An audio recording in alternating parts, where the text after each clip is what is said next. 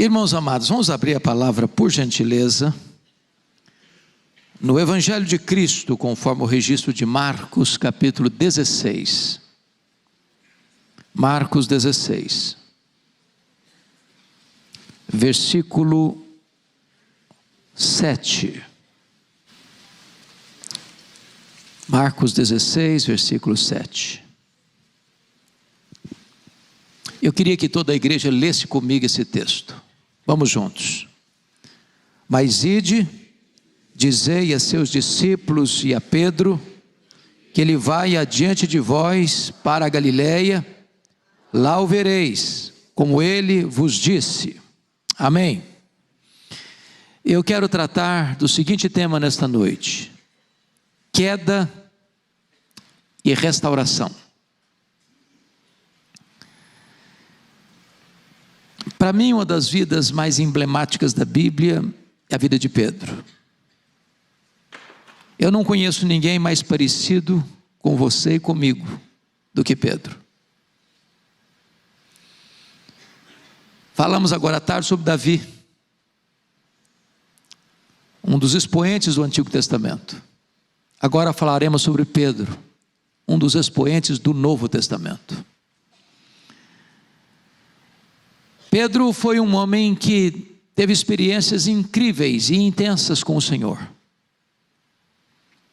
Ele nasceu em Betsaida, ali às margens do mar da Galileia, filho de João. Ele era irmão de André.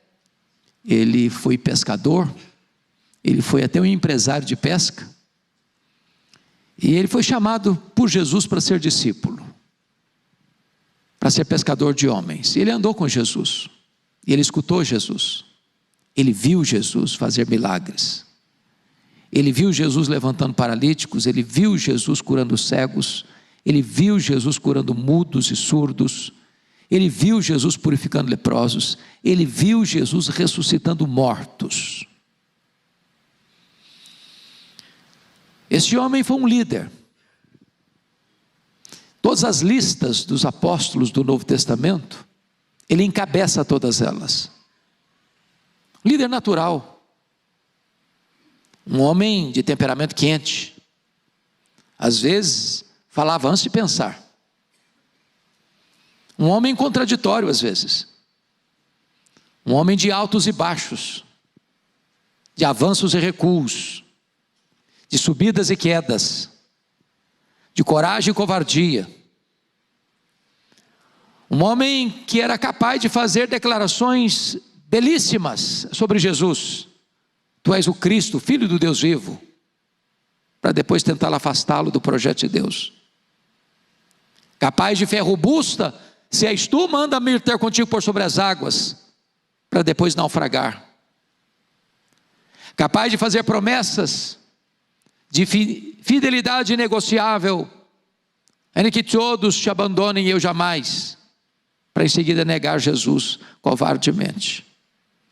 Antes de você criticar Pedro, eu quero dizer que Pedro habita em você. O sangue dele corre em suas veias, a medula dele está em você, o coração dele bate no seu peito.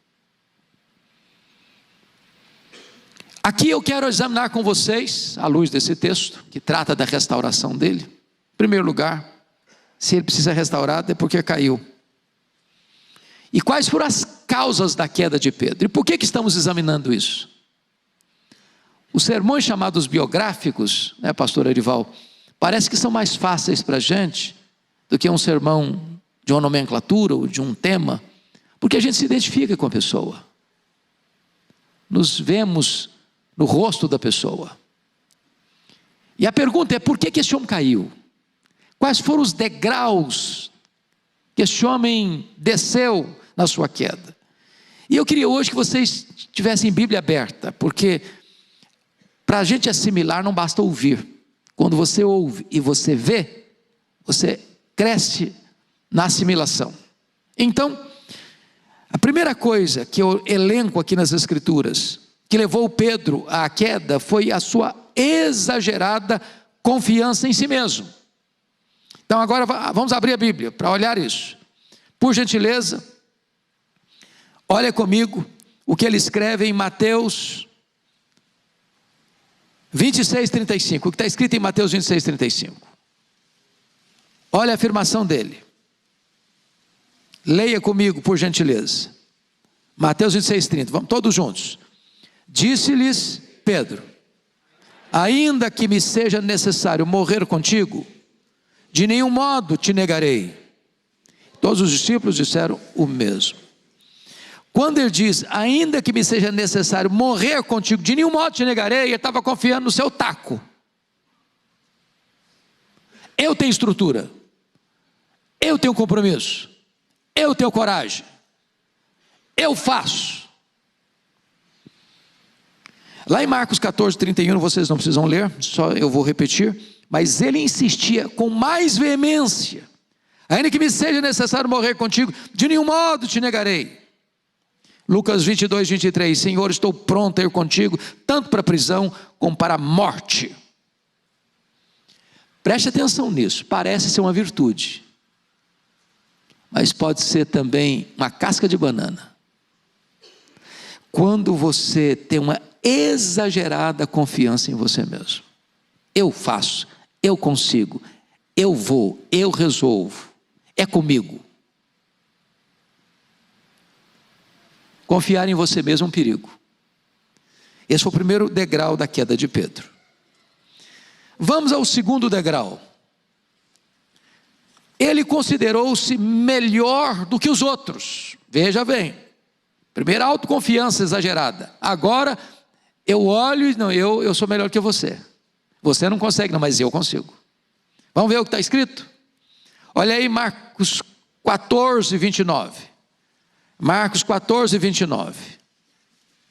Vocês vão ler comigo. Isso é processo de assimilação, de aprendizado. Você está lendo e você está falando e você está ouvindo. Então todos juntos, vamos lá? 14:29. Disse-lhe Pedro: ainda que todos se escandalizem, eu jamais. Sabe o que ele está dizendo? Eu sou melhor que os outros. Eu sou mais crente, sou mais leal, sou mais fiel, sou mais confiável. Em Mateus 26:33 está escrito: ainda que venhas a ser preso para todos, nunca o serás para mim. O que ele está fazendo aqui? Se comparando com os outros e se elevando acima dos outros. É um perigo isso. Toda vez que você se acha melhor que alguém, você está em grande perigo. Você está numa grande ameaça, num grande risco. Terceira causa da queda de Pedro: ele foi incapaz de orar e vigiar na hora mais crucial da vida. Então agora você vai ler comigo Mateus 26, 40 e 41. Olha aí, por gentileza. Mateus 26, 40 e 41. Toda a igreja, por gentileza. Mateus 26, 40 e 41. Vamos lá? E voltando para os discípulos, achou-os dormindo, e disse a Pedro: então nem uma hora pudestes vós vigiar comigo? Vigiai e orai, para que não entreis em tentação. O espírito, na verdade, está pronto, mas a carne é fraca. O contexto é que Jesus está entrando no Getsêmani. O contexto é que Jesus deixa 8 dos discípulos para trás, pega Pedro, Tiago e João, e diz: vocês vêm comigo. E diz o texto bíblico que Jesus abre o coração para esses 3 e diz assim: a minha alma está profundamente triste até a morte, ficai comigo, vigiai comigo. E Jesus avança sozinho para o interior do jardim e chora e ora e se submete à soberania do Pai. Quando volta para eles, os 3, eles estão dormindo. Depois da advertência de Jesus e do pedido de Jesus. E é curioso que Jesus não acorda os 3, desperta o Pedro. Por que o Pedro? Porque o Pedro já tinha dado demonstrações sobejas de que ele se considerava melhor do que os outros. Quanto mais privilégios, mais responsabilidade.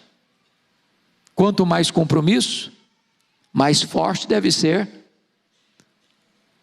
a fidelidade. E sabe, meus irmãos, quando nós deixamos de vigiar e orar, nós caímos em tentação. Se Pedro, apóstolo de Jesus e líder dos apóstolos, caiu em tentação, não pense você que você está livre. Quarto lugar, sabe por que Pedro caiu? Terceiro degrau da queda do Pedro? Perdeu o controle emocional. Olha comigo, João 18, versículo 10. Nós vamos ler, João 18, versículo 10. Voltando a repetir, isso é processo pedagógico. Você está ouvindo, você está lendo, você está ouvindo a sua própria voz. João 18, 10. Toda a igreja, vamos lá. Então, Simão Pedro puxou da espada que trazia e feriu o servo do sumo sacerdote, cortando-lhe a orelha direita. E o nome do servo era Malco. Versículo 11. Mas Jesus disse a Pedro: mete a espada na bainha. Não beberei porventura o cálice que o meu pai me deu? Isso é valentia carnal. Valentia carnal. É destempero emocional. É descontrole. É falta de domínio próprio. É entrar na guerra errada, contra as pessoas erradas, com as armas erradas, com motivação errada. Jesus chegou a dizer para Pedro: se eu precisasse desse tipo de ajuda, Pedro, eu rogaria ao Pai, e Ele me mandaria mais de 12 legiões de anjos. Você tem ideia de o que representa 12 legiões de anjos? São 72 mil anjos. Um anjo só matou 185 soldados assírios ao redor de Jerusalém. Agora, o que pode fazer 72 mil anjos? O pastor Arival brincou conosco, com o jeito que ele tem, que só ele pode falar. Se eu falar, vai virar um escândalo. Ele fala, todo mundo ri, ninguém fica com raiva dele. É uma bênção, isso é dom de Deus. Tem hora que você fica irritado. Tem hora que você dá vontade de fazer algumas coisas. Mas louvado seja Deus, dá vontade, passa também.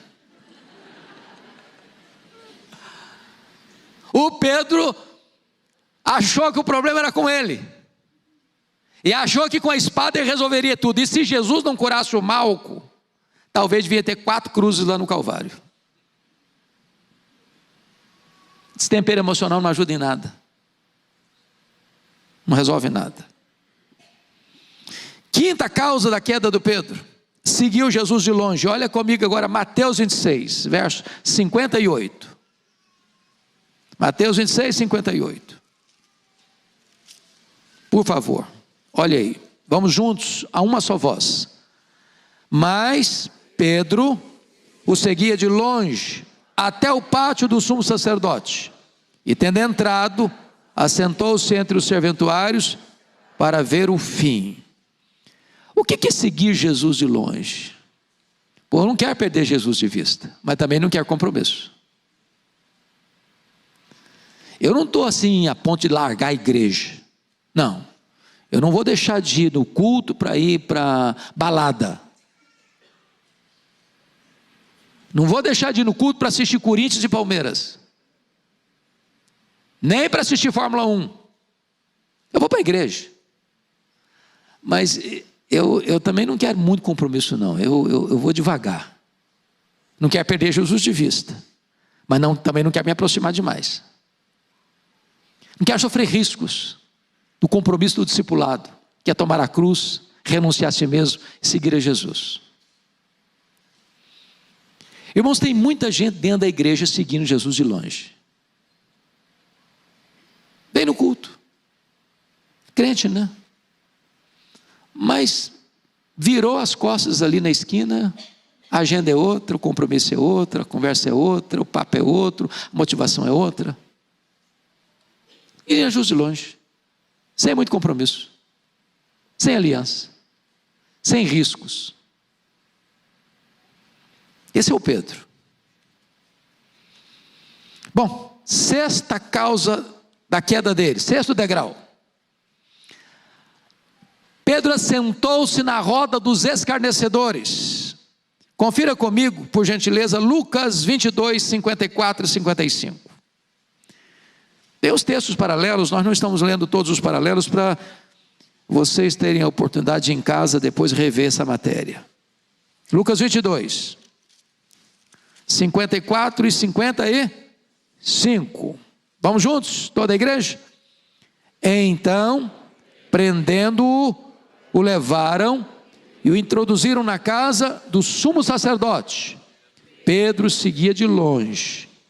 E quando acenderam fogo no meio do pátio e juntos se assentaram, Pedro tomou o lugar entre eles. A Bíblia diz que um abismo chama outro abismo. Ninguém cai assim de uma vezada só. É um processo. Cede um pouquinho hoje, cede um pouquinho amanhã. Não para refletir, não retoma. E Pedro vai entrar exatamente no quartel-general do inimigo. E ele está lá entre os que estão zombando, escarnecendo de Jesus, para desfrutar do conforto da fogueira que está acesa e a noite está fria. Ele se assenta exatamente no meio deles. Mas para que ele fizesse isso, coisas aconteceram lá atrás. Exagerada confiança em si mesmo. Achou que ela é melhor do que os outros. Dormiu quando devia estar orando. Valentia descontrolada. Seguiu Jesus de longe. Agora não tem escrúpulo. Vai enfraquecendo, vai perdendo a capacidade e resistência. E agora se assenta na roda dos escarnecedores.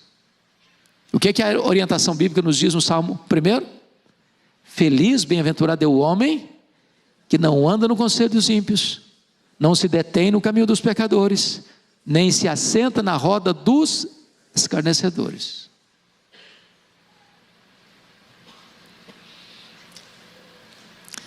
Houve uma época, pastor Ival, que lá em Vitória nós fizemos uma programação inusitada, até arriscada diria. Naquele ano eu disse para o conselho da igreja assim: esse ano nós não vamos fazer retiro, esse ano nós vamos para o miolo da crise, nós vamos para o miolo da tempestade, nós vamos para dentro do carnaval, evangelizar. Alguém falou: pastor, mas não dá para evangelizar no carnaval não, é complicado demais. Sabe qual a conclusão que nós chegamos? 30% das pessoas que estão nas passarelas, bebendo, correndo atrás de um trio elétrico, fumando, bebendo e drogando, passaram por uma igreja evangélica. São chamados crentes desviados. E quando nós chegávamos para abordar a pessoa na rua, no meio da confusão, a pessoa desatava a chorar. Nós a levávamos para um lugar mais íntimo, secreto, orar por ela. E ela em lágrimas voltava para casa, se arrependendo do seu erro. É um processo. Processo. Daqui a pouquinho a pessoa está lá no meio da coisa. Crente, servo de Deus. Foi cedendo pouquinho a pouquinho. Mas o último degrau da queda do Pedro foi que ele negou Jesus 3 vezes. Abra sua Bíblia em Mateus 27, por favor. Aliás, Mateus 26. Mateus 26, por gentileza. Versos 60 a 62. Mateus 26, 70, 72 e 74, são 3 versículos, porque é um crescendo, e você vai entender porquê, e só Mateus coloca esse crescendo aqui, tá? Por isso nós estamos lendo Mateus. Então primeiramente vamos ler Mateus 26, 70, toda a igreja comigo. Ele, porém, o negou diante de todos, dizendo: não sei o que dizes. Só até aqui. Ele negou diante de todos. Eu não sei o que dizes. O que foi dito para ele? também tu estavas com Jesus o Galileu.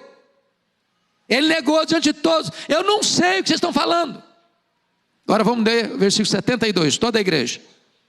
E ele negou outra vez com juramento: não conheço tal homem. Qual é a ascensão, qual a intensificação do problema? Na primeira vez ele nega, na segunda ele nega com juramento: eu juro que eu não conheço Jesus. Terceiro grau, ou degrau da queda aí, versículo 74, vamos lá. Então começou ele a praguejar e a jurar: não conheço esse homem. Imediatamente cantou o galo. Então ele negou. Segundo, ele negou com juramento. Terceiro, ele negou com praguejamento. Ele jurou e blasfemou, falou palavrão: eu não conheço Jesus. Fundo do poço. Sabe o que está acontecendo aqui? Negou seu nome, negou sua fé, negou seu apostolado, negou o seu Senhor. Pedro, fragmento de pedra, mentira. Pedro, pó, apenas pó. Se você está censurando Pedro, se você está criticando Pedro no seu coração, Pedro mora dentro de você. O coração dele bate em seu peito, o sangue dele corre em suas veias. Nem você, nem eu somos melhores do que Pedro. Mas louvado seja Deus, vamos ver agora a restauração. Porque a Bíblia trata de restauração. Não importa quão longe você tenha ido, não importa quão profundamente você tenha caído, Jesus está aqui hoje para restaurar você. Você que está nos assistindo, não importa onde você esteja, como você esteja, Jesus está nesta noite aqui para restaurar a sua vida. Então vamos ver as causas da restauração de Pedro. Primeiramente, o olhar compassivo de Jesus. Olha aí, Lucas 22. Abra aí, Lucas 22, 60 a 62. Lucas 22.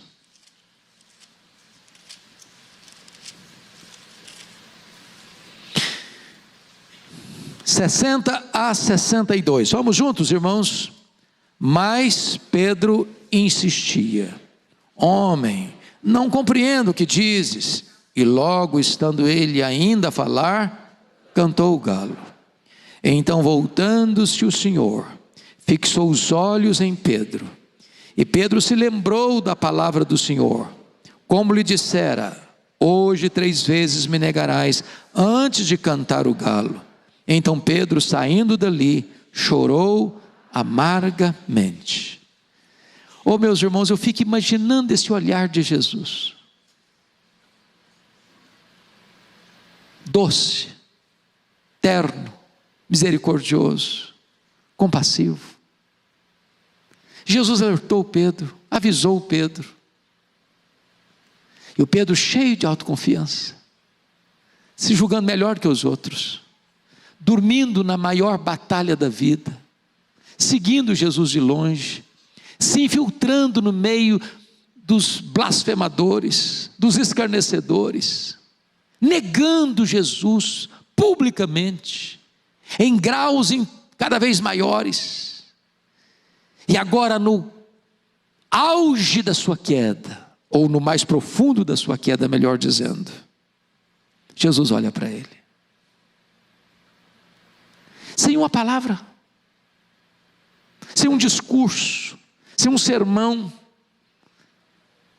sem qualquer palavra dura, apenas um olhar. E esse olhar foi suficiente para derreter o Pedro. Tem olhar, irmãos, que dói mais do que um tapa na cara. É o olhar de Jesus, tão doce, tão meigo, tão gentil. Como diz o cântico: vivi tão longe do Senhor, assim eu quis andar, até que eu encontrei a luz no seu divino olhar. seu maravilhoso olhar, transformou o meu ser, todo o meu viver. Seu maravilhoso olhar. Segundo degrau para a restauração de Pedro foram as lágrimas do arrependimento. Olha comigo, por gentileza, Marcos 14, 72. Vá comigo para lá. Marcos 14, 72.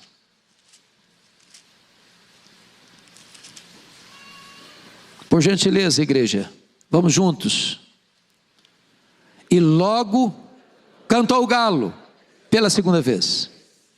Então Pedro se lembrou da palavra que Jesus lhe dissera: antes que 2 vezes cante o galo, tu me negarás 3 vezes. E caindo em si, desatou a chorar. Mateus 26, 75 diz: e saindo dali chorou amargamente. E a ideia do amargamente na língua grega é como se estivesse brotando de dentro dele água podre, água suja. Irmãos, aqui para mim é o quebrantamento, coração derretido. Porque as lágrimas que vazam são exatamente o produto de um coração que se derrete no genuíno arrependimento. Alguém já disse que o mesmo sol que endurece o barro, amolece a cera. Há pessoas que caem e ao serem confrontadas se endurecem, ou dão desculpas, como Saul. Mas um coração arrependido, ao ser confrontado, ele se dobra, ele se rende, e chega às lágrimas do arrependimento. Benditas lágrimas. É nessa conjuntura, né, pastor Arival, que está lá nas bem-aventuranças: bem-aventurados os que choram, porque serão consolados. Ali não é o choro do desespero, ali não é o choro do remorso, ali não é o choro porque fui flagrado num erro que não podia ser flagrado, não, ali é o choro do arrependido. Choro do arrependimento. Terceiro degrau de Pedro, nesse processo da restauração,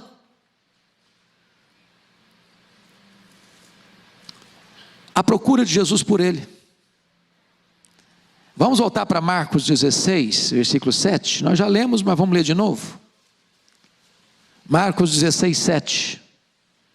Leia comigo, toda a igreja. Mas ide, dizei a seus discípulos e a Pedro, que ele vai adiante de vós para a Galileia. Lá o vereis, como ele vos disse.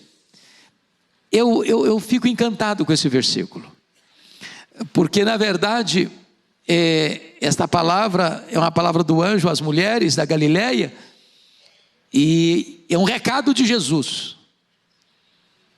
Mas Pedro era discípulo, e aliás o líder deles. É uma redundância, é um pleonasmo. Dizer ide e dizer aos seus discípulos e a Pedro. Porque Pedro já é discípulo. Ele está incluído no grupo dos discípulos. Aliás, ele é o líder dos discípulos. Mas Jesus menciona especificamente o nome dele. E por que o faz? Porque certamente para Jesus, Pedro, nas suas angústias, das suas quedas múltiplas, não se sentia mais discípulo.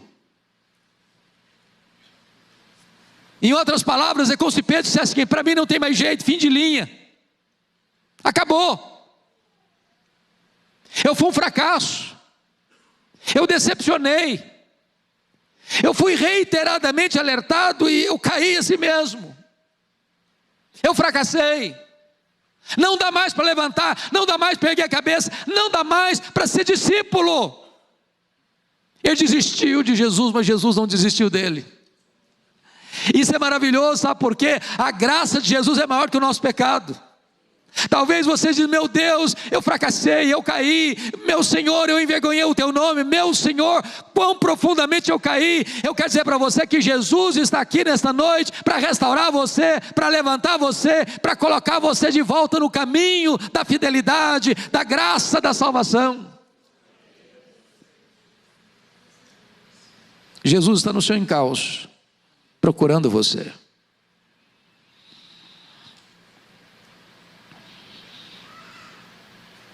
E o que Jesus disse é o seguinte: olha bem o que está escrito: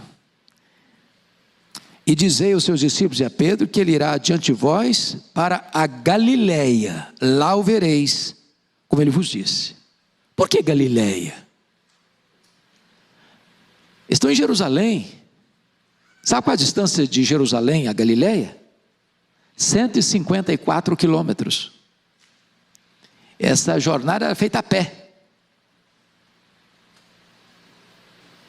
E Galileia é o lugar onde ele nasceu. Galileia é o lugar onde ele viveu.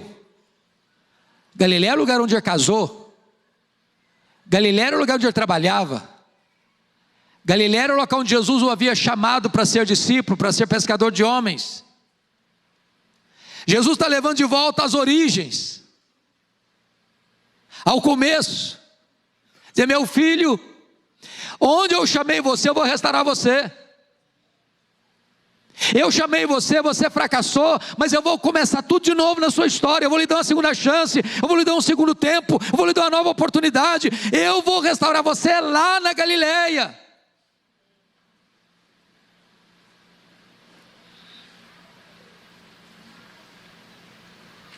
Quarta degrau da restauração, a pergunta de Jesus. Vamos para João 21, por favor. João 21. Versículos 15 a 17. Toda a igreja comigo, por gentileza. Por gentileza, vamos juntos. Depois de terem comido, perguntou Jesus a Simão Pedro: Simão, filho de João, amas-me mais do que estes outros? Ele respondeu: sim, Senhor, tu sabes que te amo. Ele disse: apacenta os meus cordeiros. Tornou a perguntar-lhe pela segunda vez: Simão, filho de João, tu me amas? Ele respondeu: sim, Senhor, tu sabes que te amo. Disse-lhe Jesus: pastorei as minhas ovelhas. Pela terceira vez Jesus lhe perguntou: Simão, filho de João, tu me amas? Pedro entristeceu-se por ele ter dito pela terceira vez: tu me amas? E respondeu-lhe: Senhor, tu sabes todas as coisas, tu sabes que eu te amo. Jesus lhe disse: apacenta as minhas ovelhas. Eu acho isso incrível, porque quando Pedro chega na Galileia, João nos informa que Jesus não estava lá na hora que eles chegaram. E o Pedro, que era líder do grupo, disse assim para os seus colegas: eu vou pescar. E eles disseram: nós vamos contigo. E vamos pescar significa eu vou pescar, significa: olha, então chegou o fim da linha mesmo, então eu vou voltar para o passado, eu vou voltar para as redes, eu vou voltar para a minha empresa, eu vou largar esse projeto de ser discípulo. E naquela noite eles não pegaram nenhuma piaba.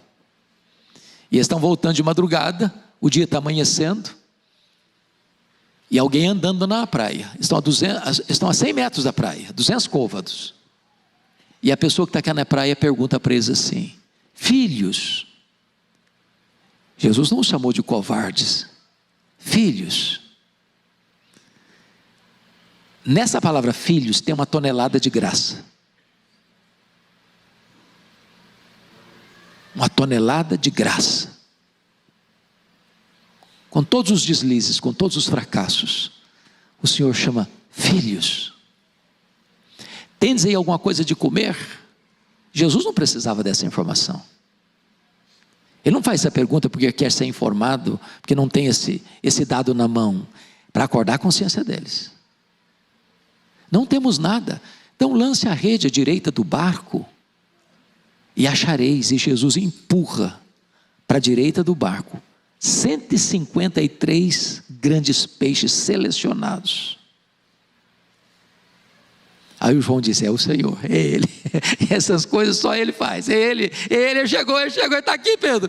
E o Pedrão larga para lá as redes, o barco, os peixes, esquece tudo e vai ao encontro de Jesus. E ele chega na praia, tem um braseiro. Um braseiro. Sabe por que tem um braseiro ali? Só tem 2 lugares no Novo Testamento onde aparece a palavra braseiro. Foi onde Pedro negou Jesus e onde Pedro foi restaurado por Jesus.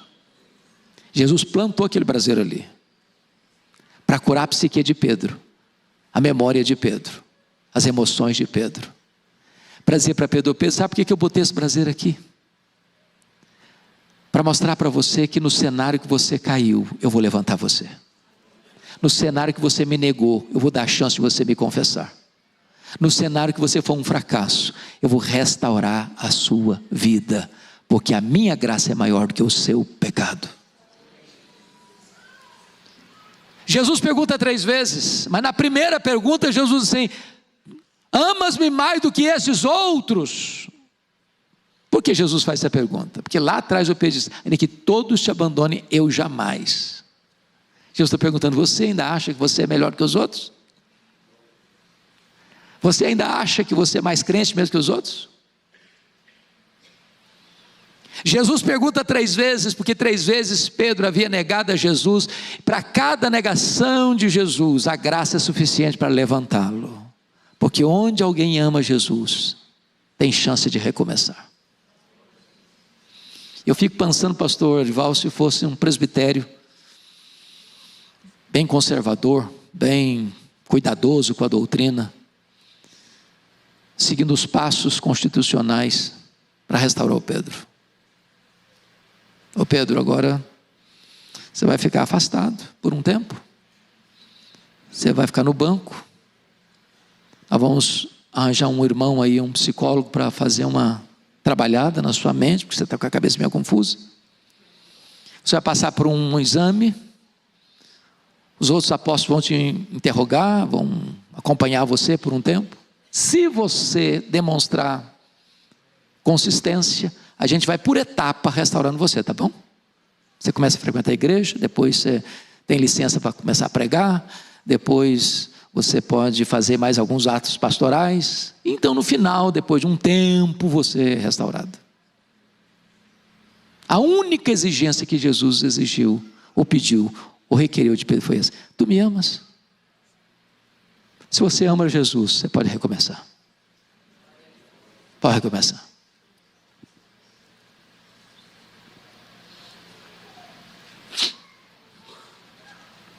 Quinto lugar, a restauração de Jesus. Olha o versículo 17b, 21, 17b.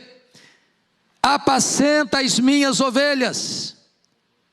No versículo 15, apacenta os meus cordeiros. Versículo 16, pastoreia as minhas ovelhas, apacenta as minhas ovelhas. Sabe o que significa isso? Jesus está devolvendo o cajado de pastor para ele.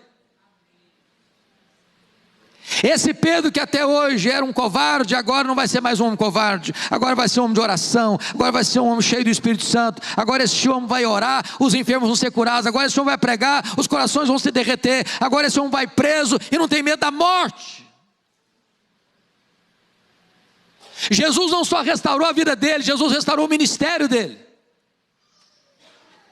E eu quero dizer para você que veio aqui hoje, eu não sei como é que está a sua vida, eu não sei quantas lutas você tem atravessado, eu não sei se você já passou pelas mesmas crises que o Pedro passou, eu não sei se você já chegou um momento na vida que você já negou Jesus com as suas obras, mas hoje Jesus está aqui para restaurar a sua alma e restaurar o seu ministério.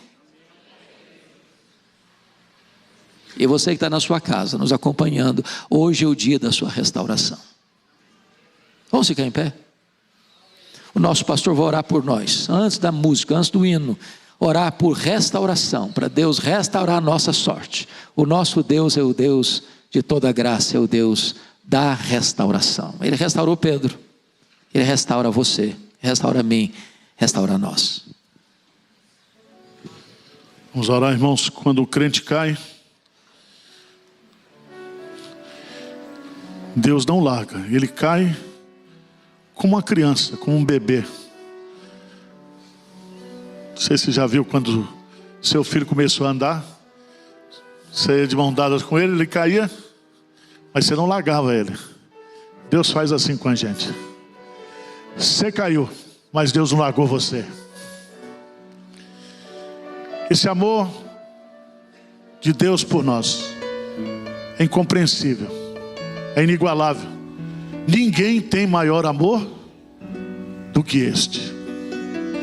Não importa o tamanho da sua queda, você está nas mãos de Deus, e Deus vai levantar você nessa noite. Pai querido, olha para mim, olha para cada um aqui, Senhor. Quantas vezes tropeçamos, quantas vezes caímos, quantas vezes frustramos as nossas expectativas e as tuas expectativas, mas o Senhor não desiste de nós.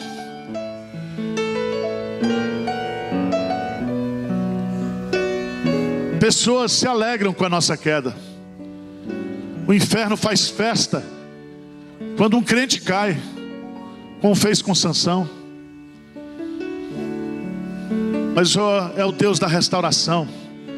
O Senhor é o Deus que levanta os abatidos. O Senhor é aquele que restaura a alma, restaura a comunhão, restaura a identidade, restaura a autoestima. Faz isso, ó Deus. Ó Espírito Santo, Tu que estás presente aqui nesta noite, quebranta corações, levanta corações aqui nesta noite. Que a Tua graça irresistível, que a Tua graça soberana, que a Tua graça maravilhosa opere nesta noite aqui nesta. Tire de nós, ó Deus, toda soberba, toda vaidade. Coloca na nossa mente que o Senhor não permite que nós sejamos provados além das nossas forças, mas juntamente com a provação vem o escape. Faz isso, Senhor.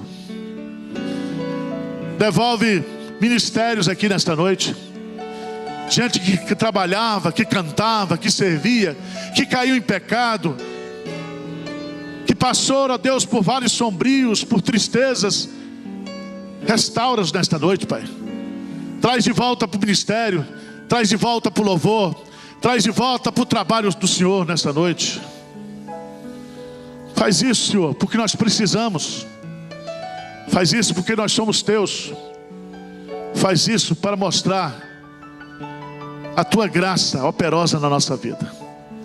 A glória é Tua, o louvor é Teu, a ação é Tua. Nós oramos em nome de Jesus. Amém.